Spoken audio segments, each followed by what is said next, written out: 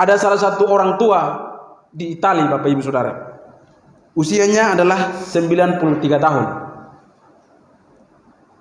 Dia sembuh dari rumah sakit. Lalu dia disuruh untuk membayar ventilator, alat bantu pernapasan untuk 1 hari. Jadi di dalam beberapa hari ternyata dia dipasang alat bantu pernapasan supaya dia di rumah sakit. Lalu setelah dia sembuh, dia disuruh untuk membayar. Tetapi Bapak Ibu Saudara-saudara, orang tua ini mulai menangis. Dia mulai menangis terseduh-seduh. Lalu dokter tanya dia, "Kenapa yang kau menangis?" Lalu orang tua ini berkata, "Saya menangis bukan karena saya tidak punya duit untuk bayar rumah sakit. Saya punya duit yang sangat banyak. Saya menangis bukan karena saya tidak bisa bayar ventilator, alat bantu pernapasan yang saya alami, yang sudah menolong saya di rumah sakit ini. Tapi saya menangis karena apa? 93 tahun saya hidup, saya tidak pernah memberitakan kebaikan Tuhan. 93 tahun saya hidup, saya tidak pernah mensyukuri anugerah Tuhan. Maka pada saat ini saya dipasang ventilator, baru saya sadar bahwa napas saya sangat penting, bahwa hidup saya sangat berharga, bahwa hidup saya sangat penting." Orang tua ini dia menyadari bahwa selama 93 tahun dia tidak pernah bersyukur atas napas yang Tuhan berikan. Sedangkan 1 hari dipasang alat bantu, dokter menyuruh dia harus membayar uang ratusan juta, Bapak Ibu Saudara. Maka Bapak Ibu Saudari, sekarang kita ada di sini. Apakah ventilator dipasang di hidung kita?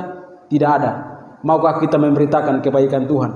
Maukah kita menceritakan kebaikan Tuhan? Orang tua ini berkata bahwa 93 tahun saya hidup. Ternyata waktu di rumah sakit dia menyadari bahwa ternyata napas itu sangat penting di dalam kehidupannya. Dia menyadari 93 tahun dia hidup, dia tidak pernah berbuat apa-apa. Dia tidak pernah bersyukur atas kebaikan Tuhan di dalam kehidupan. Sekarang kita Bapak Ibu Saudara, kita punya napas, kita masih sehat, masih luar biasa. Mari kita memberitakan amanat agung dimanapun kita pergi dan berada, kita menceritakan kebaikan Tuhan bagi orang lain meskipun terkadang kita tidak diterima.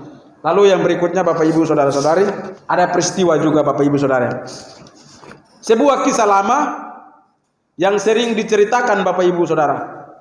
Ini tentang seorang misionaris tua dari Amerika yang sudah pensiun menjalankan tugas di Afrika. Kemudian pulang ke Amerika bersama dengan rombongan Presiden Amerika Serikat. Sampai di Amerika, Presiden dan rombongan itu disambut dengan rumben militer. Karpet merah, buka karpet merah menyambut rombongan Presiden. Spanduk baliho terpasang di jalan. Misionaris tua itu turun dari kapal dan merasa kasihan pada dirinya sendiri dan marah sehingga ia mulai mengeluh kepada Tuhan. Kok saya seorang misionaris, kok saya turun di Amerika, kok saya tidak disambut seperti rombongan dari Presiden? Saya pergi melaksanakan amanat agung, tapi kenapa waktu saya kembali ke negara saya seperti orang asing? Dia turun bersama-sama dengan rombongan Presiden, tapi rombongan Presiden disambut dengan meriah, dengan tari-tarian, dengan rumben yang sangat luar biasa. Bahkan baliho terpasang di mana-mana bahwa Presiden dan rombongan telah kembali ke Amerika Serikat. Dia membayangkan diri dan dia kasihan pada dirinya sendiri. Kok saya ini seorang misionaris, tapi saya tidak disambut dengan meriah? Lalu Tuhan berkata lembut di dalam hatinya, "Anakku, engkau masih belum sampai di rumah." Bapak Ibu Saudara-saudara mengerti kalimat, "Anakku, engkau belum sampai di rumah." Artinya bahwa rumah yang sesungguhnya bukan ada di dunia. Walaupun dia memberitakan amanat agung sungguh-sungguh, tetapi dia tidak dihargai, dia tidak dihormati, disambut dengan meriah. Maka Tuhan berkata, "Kamu belum sampai kepada rumahmu." Bahwa kita hanya sebagai perantauan di dunia. Dunia bukan tempat kita selamanya. Kita akan meninggalkan dunia ini dan kita akan memberikan pertanggungjawaban di dalam hidup kita. Umur manusia adalah 70 tahun. Lebih dari itu adalah penderitaan. Dan Bapak Ibu, saudara-saudari yang dikasihi oleh Tuhan Yesus Kristus. Tetapi banyak orang tidak menyadari akan hal ini. Mereka menghabiskan kehidupan mereka dengan pesta pora. Mereka tidak pernah menggunakan hidup ini sungguh-sungguh untuk menceritakan kebaikan Tuhan.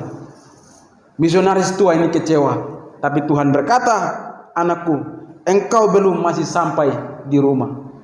Artinya Bapak Ibu Saudara-saudari, amanat agung yang kita beritakan kepada bangsa-bangsa belum tentu kita akan diterima dengan baik.